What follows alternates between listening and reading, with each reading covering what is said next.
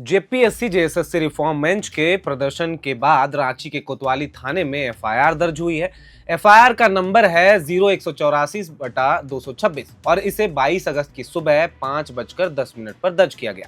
इस एफआईआर में बीएनएस की कुल 9 धाराएं लगाई गई हैं और पुलिस ने 14 लोगों को नामजद करने के साथ करीब 200 से 250 अज्ञात लोगों को भी आरोपी बनाया। अब एक एक करके समझते हैं कि मामला आखिरकार है क्या और एफआईआर में आखिर क्या क्या दर्ज है। सबसे पहले एफआईआर की बेसिक डिटेल। थाना है रांची कोतवाली, जिला रांची और घटना की तारीख है 21 अगस्त 2026 जो कि दर्ज है। एफआईआर के मुताबिक घटना का समय शाम 4:30 से 6:30 के बीच का है। घटनास्थल के तौर पर लाइन टैंक रोड और फिरायलाल चौक का जिक्र है। पुलिस स्टेशन से घटनास्थल की दूरी करीब 1 किलोमीटर और दिशा पूर्व बताई गई है। इस मामले में शिकायतकर्ता है शिवशंकर पांडे। एफआईआर के मुताबिक वो रांची शहर के अंचलाधिकारी यानी सीओ के पद पर तैनात है। प्रशासनिक आदेश के तहत उन्हें 21 अगस्त को अल्बर्ट चौक पर विधि व्यवस्था बनाए रखने के लिए दंडाधिकारी के तौर पर तैनात किया गया था। इसी दौरान उन्होंने कोतवाली थाने में लिखित शिकायत दी। अब आते हैं एफआईआर में दर्ज धाराओं पर। पहली धारा है बीएनएस की 191(2).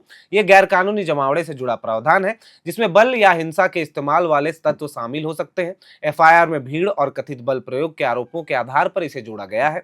इसके बाद बीएनएस की 190 लगाई गई है। यह गैर कानूनी जमावड़े के सदस्यों की सामूहिक जिम्मेवारी से संबंधित प्रावधान है, यानी पुलिस का आरोप है कि समूह के साझा उद्देश्य के तहत हुई गतिविधियों के लिए समूह के सदस्यों की जिम्मेदारी तय की जा सकती है।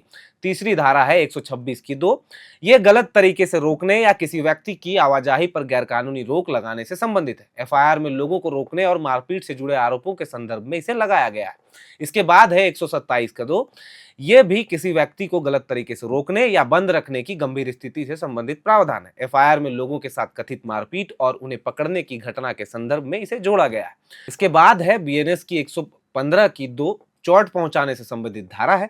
एफआईआर में कुछ लोगों के साथ मारपीट और उनके घायल होने का जिक्र है। इसी आरोप के आधार पर यह धारा लगाई गई है।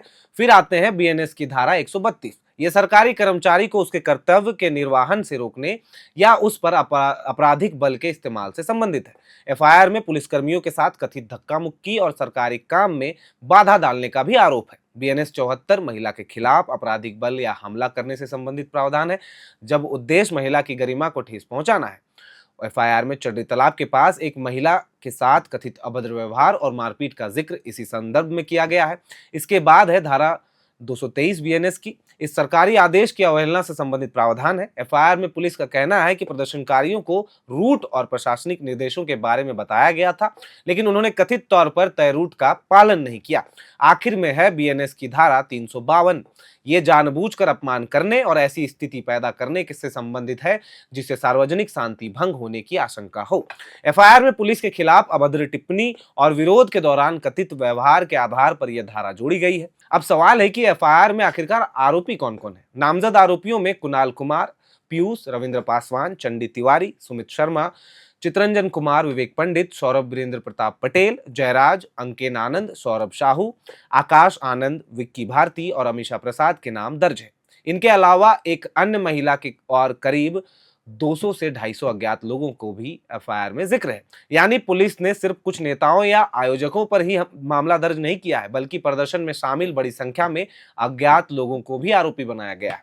एफआईआर में पुलिस की तरफ से यह भी कहा गया है कि जुलूस में शामिल लोगों ने प्रशासनिक आदेश की अवहेलना की, रास्ते में लोगों के साथ कथित मारपीट की, महिला के साथ अभद्र व्यवहार किया और पुलिसकर्मियों के साथ धक्का मुक्की तक की।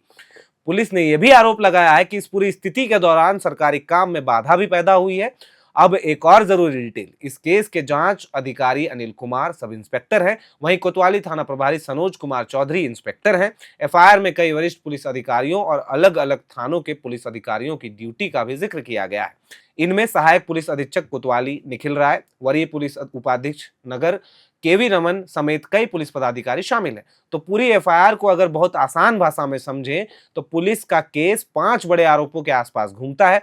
पहला कथित गैर कानूनी जमावड़ा, दूसरा प्रशासनिक आदेश और तय रूट की कथित अवहेलना, तीसरा लोगों के साथ मारपीट और चोट पहुंचाने का आरोप, चौथा महिला के साथ कथित अभद्र व्यवहार और पांचवा है पुलिसकर्मियों के काम में कथित बाधा और धक्का मुक्की। लेकिन सबसे जरूरी बात आखिर में, एफआईआर पुलिस की ओर से दर्ज किया गया आरोप पत्र नहीं बल्कि किसी घटना के संबंध में दर्ज की गई शुरुआती आपराधिक सूचना है। इसमें लगाए गए आरोपों की जांच अभी होनी है। अदालत में दोष साबित होने तक किसी आरोपी को दोषी नहीं माना जा सकता।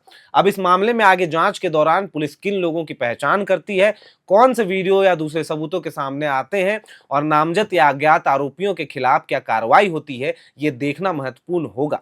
लेकिन आप इस पूरे प्रकरण और 21 तारीख की रात जो कुछ भी हुआ उसको लेकर क्या सोचते हैं? ये जो एफआईआर दर्ज किए गए हैं 14 नामजद और 250 से अधिक जो है अज्ञात लोगों पर, इसको लेकर आप क्या सोचते हैं? क्या इससे जो पीएससी जेएसएससी रिफॉर्म मंच का जो आंदोलन है जिसका वो उन्होंने आह्वान किया था हाईकोर्ट से सरकारी ऑर्डर पर स्टे लगने के बाद, उस पर कोई असर पड़ेगा? अपनी तमाम राय और सुझाव जो है कमेंट बॉक्स में जरूर लिखकर बताएं और इसी तरह की प्रदेश और देश से जुड़ी खबरों के लिए बने रहे एयरनाउ के साथ। FRP pressure vessels are made using fiber reinforced plastic, a powerful combination of high strength glass fibers and corrosion resistant resin. At Duraplast, we manufacture these vessels using advanced filament winding technology. Layer by layer, resin coated glass fibers are precisely wound over a rotating mold, creating a structure that is lightweight, high strength, and built to handle pressure. The result? Superior corrosion resistance, longer lifespan, lower maintenance costs for industries that demand performance without compromise. For customized FRP pressure vessel solutions.